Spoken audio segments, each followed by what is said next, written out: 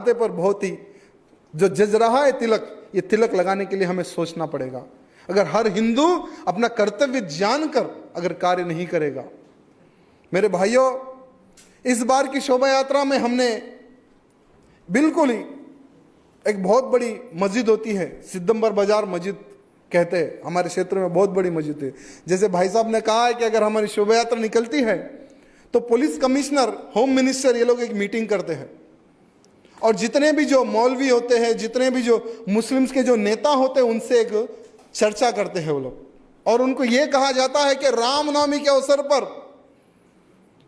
राजा सिंह शोभा यात्रा निकालता है, पता है आपको, उस दिन एक भी मुसलमान टोपी पहन के बाहर नहीं निकलना है। ऐसा गवर्नमेंट मीटिंग करके बोलती है। मेरे भाइयों, सरकार मीटिंग लेकर उन मौलवियों को, उन मुसलमानों को यह कहती है कि एक भी मुसलमान उस दिन टोपी पहन के बाहर न निकले। अगर निकला तो उसका जिम्मेदार वो खुद।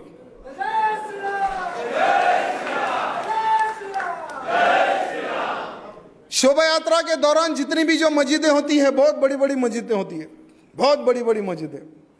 कभी कभी जैसे 2 साल पहले शुक्रवार के दिन रामनवमी थी, नमाज पढ़ना बंद कर दिए, मस्जिदें खाली हो गई।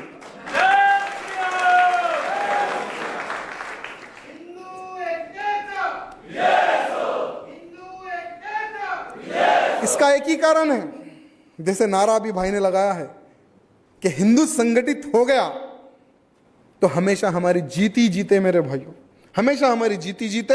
सारी की सारी मस्जिदें ढक दी गई, सारी की सारी मस्जिदें ढकती गई और हर मस्जिदों को लॉक, ताला डालकर सबके सब लोग ओल्ड सिटी में जाकर बैठ गए। ये बहुत बड़ी विजय है मेरे भाइयों, हम सबकी ये बहुत बड़ी विजय है।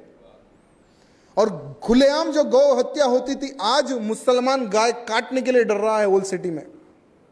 7 एमएलए, 1 एमपी और 50 नगर निगम पार्षद उनके, फिर भी उनके मन में एक भय का वातावरण पैदा हुआ है। और वो पैदा सिर्फ एक ही कारण से हुआ है कि वहां का हिंदू नौजवान आज शिवाजी महाराज जैसा खड़े हो चुका है।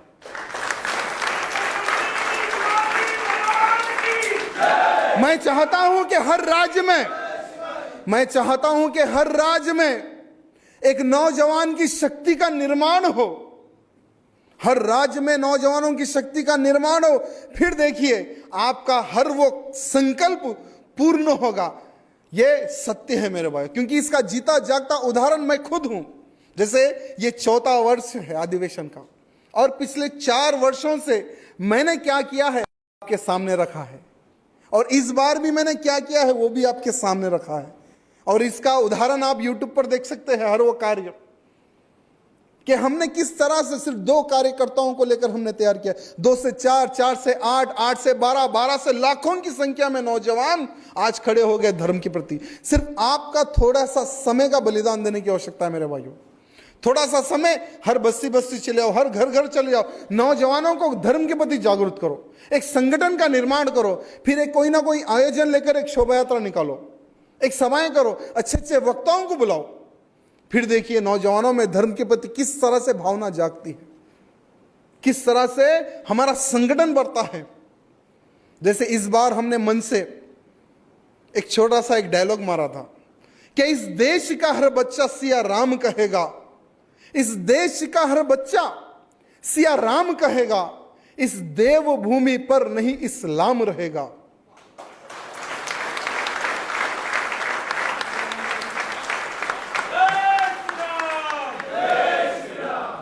हमारे इस भारत देश में आतंकवादियों के लिए शरण नहीं है, नहीं तो एक एक को गोली मारकर हम भगा देंगे पाकिस्तान।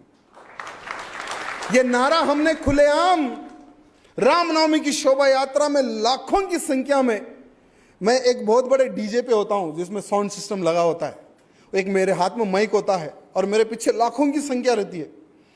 उस डीजे पे ठहर ने खुलेआम ये डायलॉग मारा था और सारे के सारे पुलिस डिपार्टमेंट के लोग मुझे हाथ बता रहे थे कि भैया चुप बैठो। मैं बोला जो करना है कर लो। क्या करेंगे, एक छोटा सा केस लगाएंगे।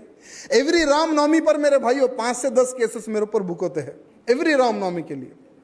हर रामनवमी पे केस, हर रामनवमी पे केस। क्या होगा, आधा टाइम मेरा ऑफिस पे जाता है तो आधा टाइम मेरा कोर्ट पे जाता है। कोर्ट में भी मैं ऑफिस का ही काम करता हूं, बिल्कुल नजदीक है मेरे घर से कोर्ट, कोई टेंशन नहीं है। मेरे भाइयों, अत्याचार करना उनका काम है, दबाना उनका काम है। अगर हम धर्म के प्रति अगर कुछ करना चाहते हैं तो डरो मत।